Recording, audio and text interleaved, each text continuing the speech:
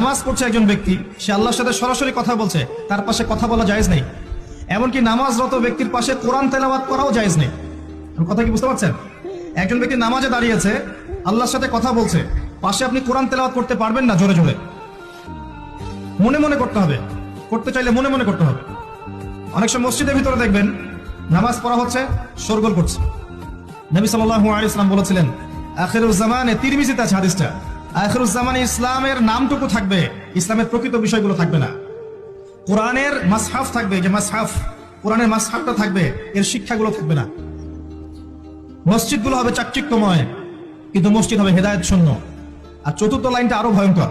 4 নম্বর লাইনে গিয়ে নবীজি বলেছেন সাল্লাল্লাহু আলাইহি ওয়াসাল্লাম, আসমানের নিচে, জমিনের উপরে আল্লাহর সবচেয়ে নিকৃষ্ট সৃষ্টি হবেন এক শ্রেণীর আলেম, যাদের থেকে ফিতনা ছড়াবে এবং তাদের দিকেই ফিতনা ফিরে আসবে। তিরমিজির মধ্যে হাদিসটা আছে, যে কোনো আলেমকে জিজ্ঞাসা করেন।